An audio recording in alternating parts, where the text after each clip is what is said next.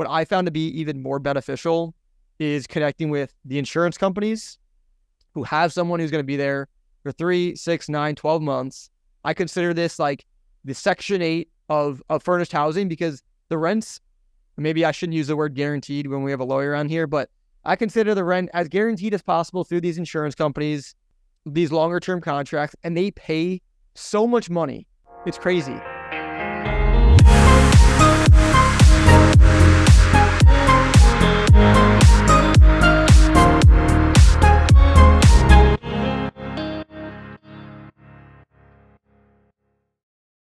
Welcome to the Real Estate Law Podcast. Jason Muth here with straightforward short-term rentals. Rory Gill looking all legal with a suit on in a conference room in a law firm. Is that a fake background, or that's your actual background, right? That's real. So I know the week that we're recording this is a very busy week for closings in New England. So I'm running around doing as many closings as we can before the month end. Yeah, no, we were just bemoaning the fact that like attorneys can't take off this week, because attorneys are needed for closings. Some states you don't need them and some you do. Rory, we're talking short-term rentals today. We're talking about co-hosting. We have one of the premier co-host coaches. He is a personality that people have seen on Instagram and TikTok and other places. I feel like I know this guy. We've never talked in person besides today, but I feel like I know him because he's always on my feed giving great information about short-term rentals and how to grow business and scale things up. We're going to talk about medium-term rentals today, working with VAs, lots of awesome stuff. Bailey Kramer, welcome to the podcast. Woohoo! Thank you guys for having me on. Excited to be here. Bailey, I reached out to you like on BP, biggerpockets, like just over a year ago. Like you kept popping up in the forums. Like I know this must be one of your strategies, right? But like literally this guy keeps popping up in forums, answering questions about short-term rentals and Airbnb. And Rory, you know that I have keywords set up there, as a lot of us do. So we get these emails every single day, about topics, and we jump into the conversation or not. But like Bailey was kind of always there. And you mentioned something about how many properties you had under management. You mentioned like you were super young at the time, and you're still young. We're old, you're young. I was like, how is this guy doing it? Like, this is before I understood co-hosting. Rory and I had our first property, our second property. We were just kind of off to the races with our side hustle. And then we this is well documented on this podcast. Like, a year ago or so, we kind of had some switches flipped. Try to say that multiple times quickly. And we realized that there was big opportunity with short-term and medium-term rentals, opportunity co-hosting. And then it all clicked. And I'm like, oh, now I get what this guy is doing. So Bailey, start with like just the basics of your story. I'm sure it's been very well documented. I want to get into the meat and potatoes of the business, but introduce yourself to our audience and, we'll start from there. For sure. Yeah. My name is Bailey, and right now I'm 23 years old. And I started on this whole real estate journey, the real estate side, when I was 19 from reading Rich Dad Poor Dad. But I would say that the entrepreneurial journey started in my head at least 10 years prior. There were a lot of different things growing up as a kid that led me to want to be an entrepreneur. Some of like the basics were like Shark Tank. Freaking love that show. Been watching it for forever. I still watch it to today, and just like being able to make my own schedule, be the boss. Obviously, money's important. That was like one of the big drivers. Second big driver that I would say that really adds in, feel like for my story, is my parents and my family. No one else is an entrepreneur. No one else. They went the typical 9-to-5 route. And the biggest thing for me was my dad. He got promoted. So then we moved from Florida to Wisconsin. Then he got promoted again. So we moved from Wisconsin to Florida. And then, long story short, my family moved back to Wisconsin, but his job was stuck in Florida. So he had no flexibility to just move back to Wisconsin. And there were no family issues. It was just like, we liked Wisconsin better. And funny, people probably think Florida's way better than Wisconsin. There's some things. But ultimately, that was one of the big drivers for me. My dad would commute literally every single weekend for, I want to say 6 to 8 years. And I'm like, and this is like when I was like, started when I was probably 10-ish. So I knew then, I'm like, man, he's a hard worker, he's smart, but there's something like, why is this happening? And I realized it's the golden handcuffs. So that was like, just quick snippet about like, because people are like, how were you so sure that you didn't want to get a 9-to-5 job? Like, this is one of the biggest motivations. I'm like, I don't want to be stuck to a location or have to fully answer to somebody to make any decisions like that. So fast forward, I was in college, freshman year, first day of college. I made a video of myself just in my dorm room. And basically in the video, I posted on Instagram, but it was basically like, hey, first day of college, I'm going to work my butt off so I don't have to get a 9-to-5 job and I can be my own boss. I just want to be clear here. This wasn't like, I talked to a lot of people who were like, I want to start my own business, but I was like, I am going to start my own business. There's no ands, ifs, or buts. I do believe that's definitely leads into like some of the success I've had so far. But then fast forward, sophomore year of college. So freshman year went by, watched a lot of YouTube videos, learned some cool things about every side hustle you could imagine. Sophomore year, read Rich Dad Poor Dad. And I was like, holy crap, this real estate thing is unreal. And that's when I found Bigger Pockets and really got introduced to the whole real estate world. Yeah. Wow. There's a lot to unpack there. But, Rory, that's another example of how something that happened early in somebody's life, when they were a teen or preteen, affects the trajectory where they want to go. And they're like, I see my parents doing that, and I don't want to do that. I want to do this instead. We just heard that, right, Rory? Yeah, and I mean, I just kind of want to dispel the point that this isn't about just wanting to not work. It sounds like you're doing a ton of work and everything, but you just wanted to have a little bit more freedom behind it. You wanted to have a little bit more time freedom, place freedom, and kind of ownership over the work. Is that right? Absolutely. Like, ultimate control. And obviously there's some things that you just can't control, but location of where I work, how much money I'm making, like those are two things that I believe I can fully control. And obviously, you can't just make $1 bajillion in a day, but obviously if you're going to put 30 years into something, picking the vehicle in my mind is super important. Mm-hmm. Let's start with imposter syndrome. Like, I think that's a good spot to start because you're young, you're doing this, you're hustling, but you're doing the work, right? Like, you're not cutting all these corners and, scamming people because like you're legitimate with your portfolio and your coaching program. Older people who did go the traditional route and had their family and kind of found their way into this world afterwards, saying this would be a good second chapter. You don't even know about what the second chapter is going to be in your life, right? When you turn 40, 45, a lot of people have that second chapter. That's where we are right now. How do they react to you as a young, hustling entrepreneur who has all this experience? I'm sure that the reactions just run the entire spectrum, right? Yeah, it definitely runs the entire spectrum. I would say there's like one half of people who embrace it and say, wow, like they realize that times have changed, I guess. And like the only world I know really is like the remote world. So like doing things remotely, it's not a really big deal to me because that's all I've honestly known because I'm 23. But when I talk to a lot of people in their 30s, 40s, 50s, whatever, they're like, you can't do this remotely or like that is so stupid that you would do like that you'd buy a property remotely without ever seeing it, or that you would buy in this market that you've never been to. It's definitely a mindset shift and realizing that maybe there's some things that we used to not be able to have that we do now. Simple technology that makes things easier. So I definitely get a wide range of reactions. I would say like the younger people that I talk to, they're just like fully on board. There's like, dude, this is sweet. Like this is just another way to get to a desired goal. Some of the older folks or older than me are just like, you can't do as good of a job, or they're kind of just in denial about it. Can't please everybody, but that's just the truth. But you don't need to please everybody. One of the classic things with marketing is finding your niche and really super serving the niche. I'm sure you teach this of your students with co-hosting and short-term rentals. What's the avatar of the customer that you want to serve?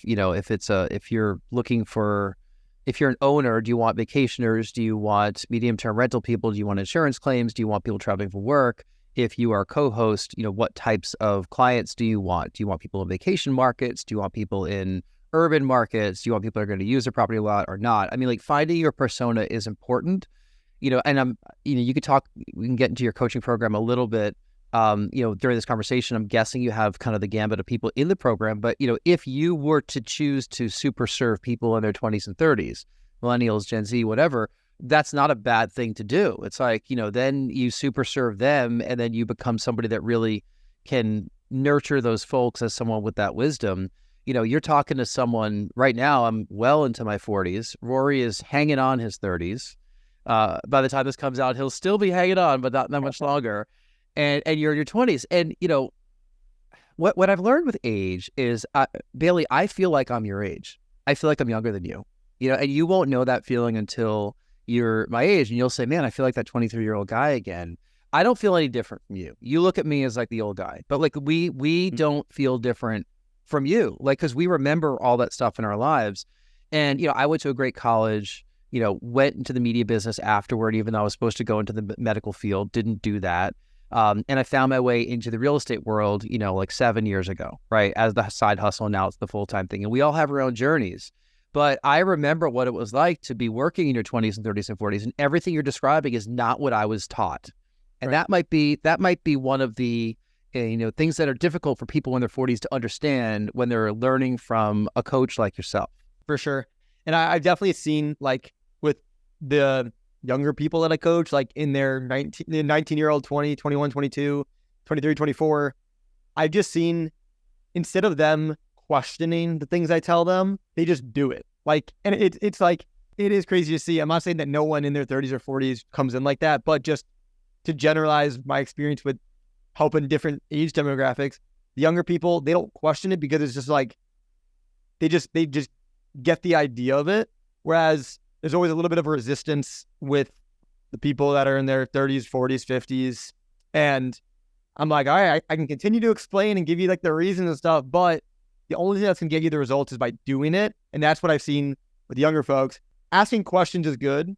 And I think questioning things is good too. But it's just like, the faster you can just start implementing is the faster you're going to get results with literally with anything. So yeah, I've definitely seen that difference for sure.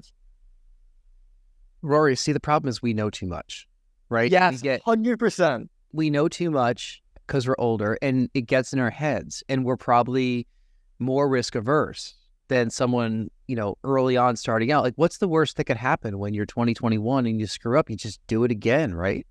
I know once you have a legal training, that's even worse. In law school, you learn all the different ways things could go wrong, and it, really entrenches a risk aversion. I wish that I got out ahead of this before becoming an attorney.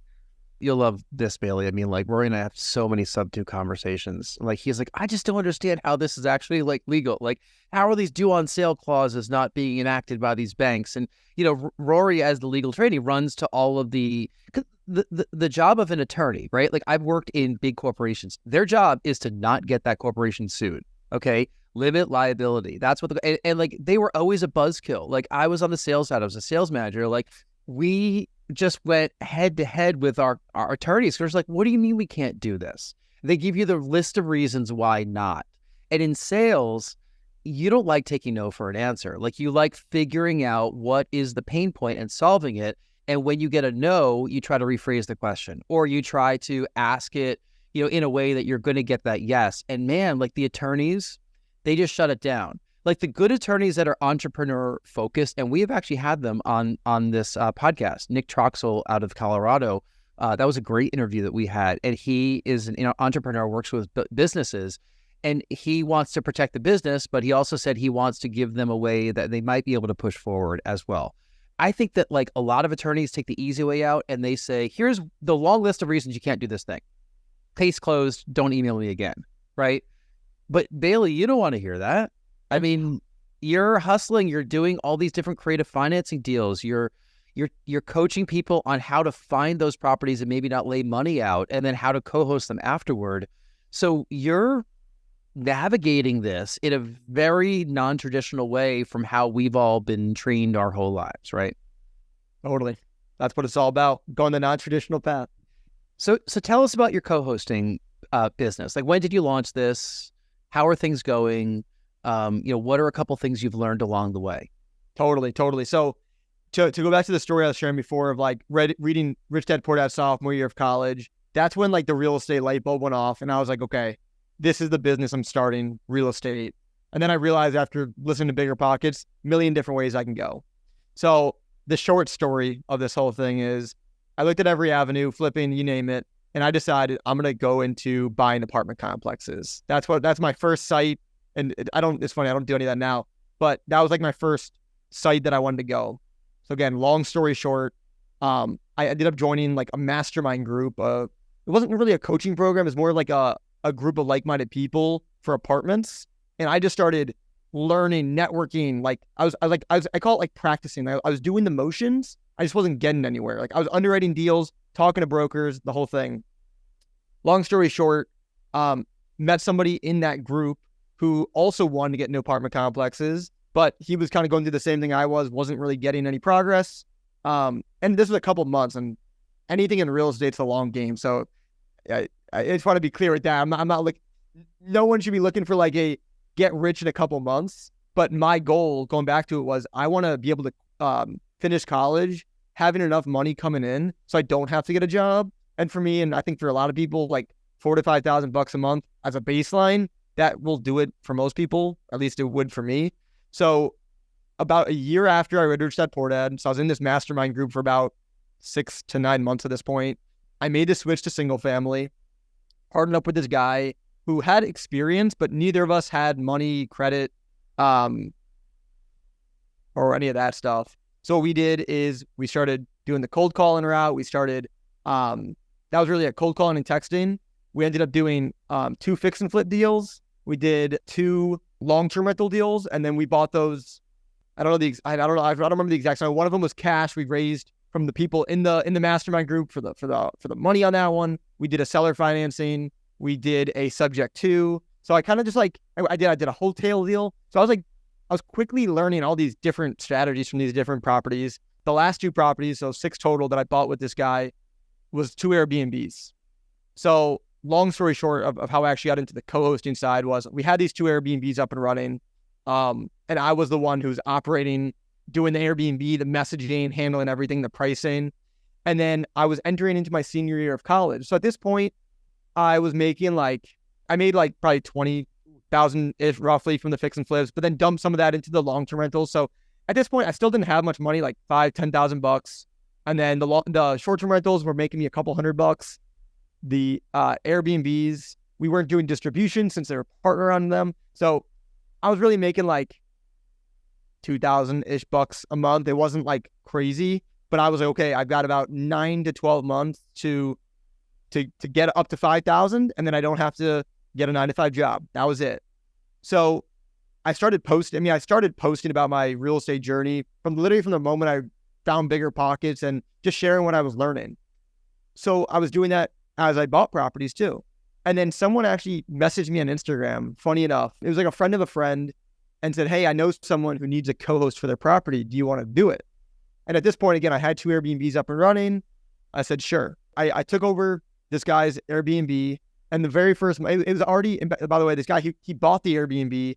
It was already furnished, turnkey, ready to go. So we just basically pressed live on his new Airbnb listing, and we were making money. So that first month I made like $900. And then I was like, okay, that's pretty cool. Like I didn't do anything for this property. If I can just continue to do that every month and get a couple more of these, this whole 9-to-5 thing is like way out of sight. So I got the first taste from there. Then I got another referral like really close after that in the same city. It was like wild. Started doing that one. That was roughly, it was a little bit more money, but just to keep it conservative, same type of numbers, $900 to $1,000 a month. So at this point, I was making like $4,000 roughly dollars a month. And I just saw the future. So At this point, it's December of 2021. And then college, my last semester was starting like January, like 5th or something like that. I get an email from the school that says, hey, you need to meet with your guidance counselor because you like failed a class because I was so focused on the real estate stuff. You got to meet with them, and then you have to retake and I'm like, I was on academic. I have to like meet all these requirements, and I'm like, all right, I'm done with this thing. So that's when I dropped out of college, texted my parents. They weren't too happy about it, and neither was my girlfriend. And that's when I just started to go all in on the co-hosting side. So that's kind of like the intro to the co-hosting stuff. How many more classes do you have to take? So I failed that fall semester. So I failed 2 classes. So I technically had like 5 more plus 2 more. So it was going to be like 2 semesters worth. And the reason why just to be honest, like I got great grades in high school, great grades in college up until the point of this whole real estate stuff. I remember literally sitting in class and I had this two distinct memories from class. I were just like, oh my God. One of them is, it was like a real estate market analysis class. And I just want to say, just because I had 6 properties at this point, I was not an expert. Right. Even at this point, like I know my stuff, but I'm still not on the top of my game. Every year I'm going to keep leveling up. So I just want to be clear there. But the professor, he's leading the market analysis class, and he shares that he's never actually invested in real estate. He's just had his own personal houses before. So I'm like, okay, not that I'm the expert in market analysis, but I feel like I know more than this guy. And that was one thing that just like rubbed me the wrong way. And then the second thing is, I was sitting in this class with this professor, and I don't know his real estate investing experience, but we're learning how to manually calculate how much a mortgage is going to cost and what the payment's going to be. The principal payment's going to be in like 5 years and 3 months. And I get it. Like, I think it's, I don't know, I see some benefit to knowing that stuff. But while he's sharing this information, which I just use the internet to look up and it's easy, I'm getting like major bookings for my Airbnb property. I'm talking like we're like, for my first property, we're charging like $2,000 a night. So we're getting like 6-day reservations for 12 grand coming in, where I'm making, at that time, 10% off of these reservations. And I'm like, what am I doing? Like, am I going to handle these reservations, or am I going to learn how to manually calculate these mortgages? So those were 2 things that were like driving me insane that helped me make the decision easier. You know what's going to happen? You're going to go through your 20s super successful and everything, and you're going to have that moment where everything's either running itself or you have your team of people running things, and you're going to say, man, I want to get that degree. And you're going to finish it up, and you're going to go back and take the classes that don't that you want to take to finish up your degree. You're not going to learn from people that don't know what they're doing, and you'll finish it. You'll have to finish it. Like, your parents are going to want you to finish it, by the way. But I totally get what's happening here. I mean, this is, Rory's got an advanced degree. I went to an Ivy League school. Like, we believe in education, but we've talked so much about how you don't necessarily get the real world skills or the practical skills from all these different types of training. Like, I certainly didn't.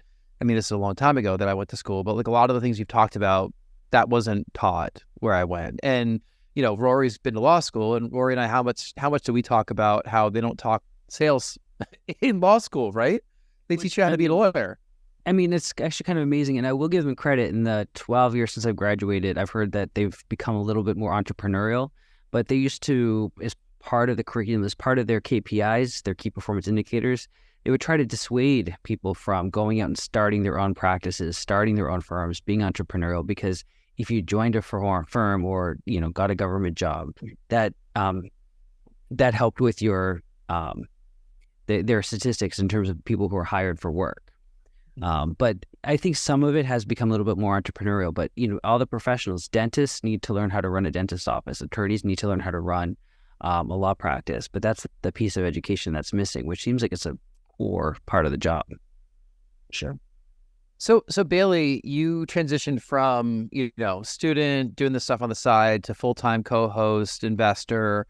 And then you had a moment where you're like, I should teach other people how to do this.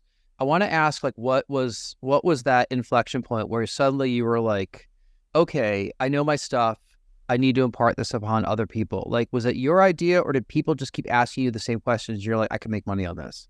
Yeah, it was the second one. So like I said, I even started a podcast. I don't do it anymore, but I started a podcast when I was first starting out. Before, like, this was like 7 months before I even landed my first real estate deal, which was a fix and flip. I started my own podcast, and that was just like to share and talk real estate, just what I like to do.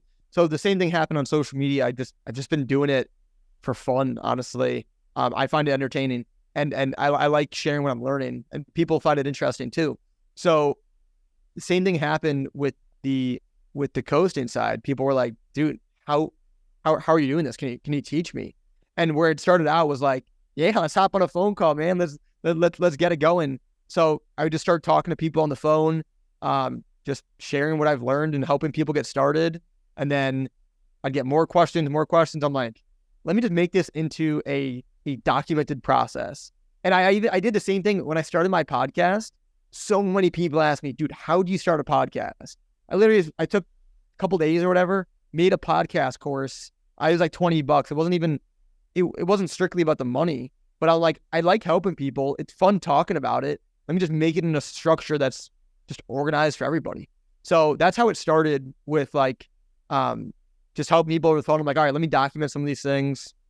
Then people are like, all right, like I watched your videos now. Now I've got this question. So it's honestly like a very natural evolution of just like compiling information, seeing what people need, and then seeing like the key points that actually make people successful, and that helped me in my coaching business, and just be able to like package it up in a way to help people the easiest way possible, honestly.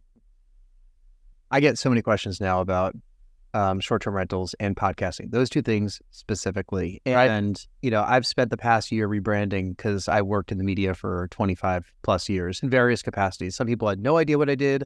The people I worked with knew exactly what I did. You know, I was a sales manager and director for the past, 13 years at two different big national media companies. And then before that, a bunch of research jobs. You know, everyone thinks that when you're in the media, you're the person on camera, on the microphone, but there's a lot of jobs behind the scenes. But, you know, when that job ended, I had to really go all in to brand myself in this. You're already branding yourself in this. This is like you hit the ground running and you're doing, you know, you're known for short-term rentals and for coaching and investing. I was known for doing that on the side. You know, like it was known that Rory and I had a couple of properties that we did. I got a lot of questions at work, you know, at my last W-2 job about this. And now in this space, I made a conscious decision to, you know, rebrand me, like both my public persona and just kind of people I talk to. And these conversations come out of the woodwork. And like, I love having them. I've never had the impetus to monetize it all. Cause like, I don't really want to do that. Like I want to monetize what we're doing, and I'm happy to like share the wealth and give more than I take, you know? So every time I have a conversation with somebody where they're like, hey, I'd love to like chat with you. And who was I just listening to yesterday about the whole pick my brain thing? Like someone just was like, don't pick people's brains. Like it's a waste of their time. Like figure out a way that you can give some value to them. Right. I'm not fully there yet. I'm still willing to have people pick my brain. I have that conversation a lot. Maybe it's because I just like having it. And sometimes the more you say it, the more you feel like you're a confident leader in it. Maybe you've kind of felt that same way yourself, Bailey. But so many podcasts, so many short-term rental conversations of late. And like, I'm delighted to have them. I just am. It's with neighbors, it's with friends, it's with past coworkers, it's via text, it's via phone call, it's through all the groups. It's everywhere. So somehow I did this rebranding pretty well, right? You only know me as this. I only know you as this. Right. And if anyone's listening, try to figure out how to become the expert in a field like this. I mean, my advice is, first of all, know your stuff, do it, right? Like be that person doing it. Don't be the professor that only bought their primary home and that's it, right? I bought a lot of real estate, sold a few things, and we operate 5 short-term rentals right now, and we have, you know, a commercial space as well. Like we're doing this stuff. Rory and I are doing it. So like we have that credibility, number one. But number two, when people ask questions, like just give. You never know what you're going to get back. You'll get referrals back. You must get referrals all the time, like when you give your time, right? Totally. Yeah, and the whole like, imposter syndrome thing that you're mentioning, and being like actually doing it, it's such a weird and hard concept, especially for people. And then when I started of like going from people knowing me as like this kid going to college and just whatever to this is the real estate man or whatever it is, what I realized too is like, no matter where you're at in the journey, you can at least help somebody. Again, not talking monetizing, just like whether you're just posting something you're learning, like I was doing when I was first started, like just from me posting about real estate stuff, people were like, man, this is interesting. I've been actually thinking about real estate too. I just haven't had anyone to talk about it with. And then even when I got my first property, then I was able to help people get their first property. Then I did, 5 properties, and I can help people navigate the difference between what happens with your first one to your 5th one. So there's like, no matter where you're at, there's always something that you could be giving, again, for free, whatever, more paid, but free and sharing, no matter where you're at in your journey. And I would say like changing that identity from who you are. Maybe you were known as the accountant guy and now you're the real estate guy or whatever, to whoever's listening. It happens so naturally. It's weird. But like, even when I was posting on Facebook when I was first starting out, I would get random people be like, "Oh, how's the real estate stuff going?" I'm like, "How do you know I'm doing real estate?" And they're like, "Oh, well, I saw your Facebook post." And I'm like, "Well, you never liked any of my posts." No, but I had no idea they saw me as that, because I was kind of in the middle of this identity change, I guess you can call it. But I just realized people notice. It'll happen so naturally, and it gets to a point now where it's just me now. People just know that I'm the real estate guy, but I have not always been the real estate guy. Before I was a real estate guy, I was literally just a college student that didn't know what he was doing. So, and my identity now is going to probably change in a couple of years. I'm still going to do real estate. That's my main focus, obviously, but everybody goes through, like, I know Grant Cardone, some people love him, some people hate him, whatever, but he was the sales guy. He was a car sales guy. Then he was the sales guy. Then he moved into the real estate. There's so many people that kind of switch. So you kind of just have to continue to share where you're at and let it evolve as it comes. Mm-hmm. How about any mistakes that you've learned along the way? Like what's one that stands out in your head that you've made a change to your process or your approach as a result? How much time do we have? No, I'm just kidding. Yeah. A lot of mistakes made. What I would say as the biggest one that pops out is like, I would say around the world, around the category of partnerships. And this is like in two realms, one with owning properties and then also picking co-hosting clients. So, to give the long but short story, I mentioned I bought 6 houses when I was in college, and those were great properties making money. Partnership didn't work out as the dream scenarios always happen. And I don't know, they're very long stories. I won't get into like all the detail, but at the end of the day, for me, I realized like going back to the reason why I got into real estate, I realized like, okay, I have to pick who I want to work with, and I have to be extra conscious of how that's going to match up with my goals. Because if my whole goal was time freedom to make decisions, and now I'm in a partnership where I can't make decisions anymore, or I have less power, it just doesn't align with my actual goals. So I would say that's one piece of it. The second piece of it is, as far as like co-hosting clients, not putting all or most of your eggs in one basket and thinking that, oh, you're in a great spot. Because similarly to the the partnerships with buying real estate, I had a co-hosting client. It was more like an investor group, you can call it, that I was co-hosting 15 properties for. And I got to a point where, again, longer story, but I didn't like some things that were going on ethically, legally, all this stuff behind the scenes. So I decided, no matter how much money I could be making from these properties, I'm going to walk away. And while, yes, that technically, I had a financial hit from that, you can technically say, because I missed out on all that potential revenue coming in. That was just a lesson in to me, that I was like, okay, don't put all of your eggs or most of your eggs in one basket. Even if you say, wow, like these people, they're looking to buy 10 more this year. I have this gig lined up. That's great. Keep that in your back pocket, but also leverage that into other people, other opportunities. And that's what I advise now when I talk to some people that I help that are like, oh, I met this guy. He has 5 properties. He's looking to buy 5 more this year. Oh, I'm set. I'm like, that's awesome. That's great. But just leverage that experience into getting into different co-hosting gigs or whatever with other people, because you don't want to put all your eggs in one basket. I learned that for sure. Mm-hmm. Look at that, Rory. He's acting like an attorney where he's throwing up the yellow flag saying, all right, but be careful. Yeah. No, and I mean, there's a lesson there that I think transcends industry. It's always really important to qualify your clients. Know who you want to work with, who you can best serve, and focus on that. That doesn't mean you can never take a client outside of your comfort zone or outside of your ideal avatar, but you want to be serving the clients that you want to be serving that fit with your ideals, values, but also with what your core offering is.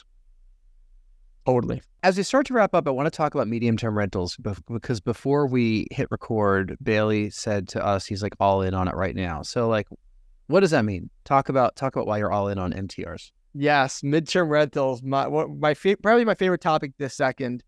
I co-host properties in like a couple different states, couple different cities, large properties with lake houses, pools, to small properties in the Midwest that are worth $100,000. So from a high level, like I've gotten different experiences with different types of properties, whatever. And from these midterm rentals that I was primarily doing in the Midwest, I'm like, wow, like at certain months, they were making more money than the $600,000 properties in North Carolina and by these beautiful golf courses. And again, depending on like the seasonality or whatever. So I just realized like, wow, when people think of midterm rentals, I've seen a lot of people think like you make less money, but then you can also just have more stability. While yes, it could make less money, I've also seen it actually make more money.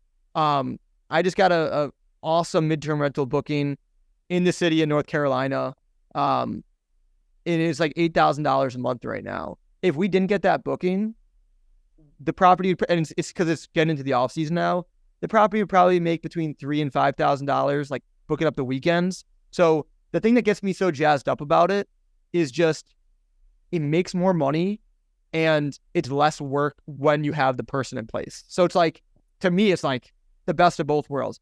Obviously, there's some cons to it, such as, and I'll get into this. I'll get into the cons in a second, but I also want to mention the midterm rental category. The first thing that people think of is traveling nurses. Everyone's like travel nurse. From what I've seen, I've hosted a lot of travel nurses at this point. I actually am under contract on a triplex that's going to be very heavy towards travel nurses. But I will say a lot of houses, a lot of properties aren't actually optimized for travel nurses. And that's strictly based on like the property size. So while I consider like travel nurses be like the introductory category to these midterm rentals, great. You know, there's so many benefits. We actually have one in there now in one of our properties. So they're great. What I found to be even more beneficial is connecting with the insurance companies who have someone who's going to be there for 3, 6, 9, 12 months.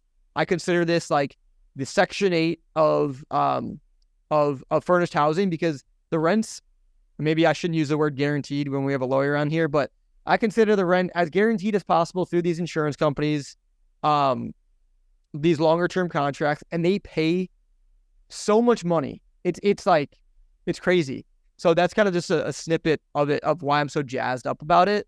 But man, these insurance companies, they just pay a lot of money. And I found that like short-term rental operators are not optimizing their calendar to accommodate these midterm rentals. Because what I see on this is, in order to get a midterm rental, and then the insurance contracts that I'm talking about, a lot of the time, these are more last-minute bookings.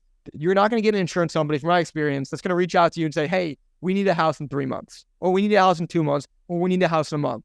They're going to, from my experience, they say, we need a house in the next 1 to 2 weeks. Now, in order for you to be able to accommodate that, your calendar has to be empty, completely empty for the next given 3 months. That's the biggest piece that a lot of short-term rental operators miss out on. They say, oh my God, my calendar's empty. I'm going to lower my prices, lower the minimums, and I just want to get a 2-day booking in a month in advance. It'll make me feel better. Whereas I take the approach of, I'm okay having an empty calendar a couple weeks in advance, and then work those contracts hard to get someone in, and then be occupied for 3-6 months at a time. So that's kind of a snippet of why I love them and how I go about them. And when you're dealing with insurance companies, it's usually families, right? You know, it could be a family with a couple of kids, maybe a dog, you know, so they're looking for usually a larger place. I mean, if there's 2 kids, you probably want a 3-bedroom. If there's 3 kids, you probably want a 4-bedroom. My understanding with the insurance companies is that they're trying to find accommodations that are comparable to the house that suffered the loss. Is that right?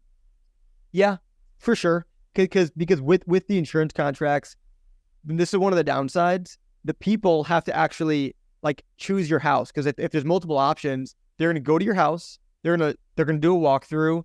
It's really heavily suggested and kind of not demanded, but these people are going to do a walkthrough of the house. So they're going to be able to pick which house they actually go to. So if you just have some crappy shed but it's available, they're not going to pick it. So your house has to actually be what somebody wants, for sure. Yeah. Yeah, it's a whole new category for investors, especially if you're working in highly regulated STR markets. Mm-hmm. You know, people are kind of gravitating toward MTRs, but it does require more work. I mean, you definitely gave some great insights right there, and I'm sure that we can probably have an entire episode about this. What you'd have to do to your calendar, you know, to have that. It's almost like a game of chicken, right? You know, like 2 weeks out, I got nothing. Like, what do I do? Like, do I take it, do you take the weekend rental, or do I try to find a partnership with a insurance company?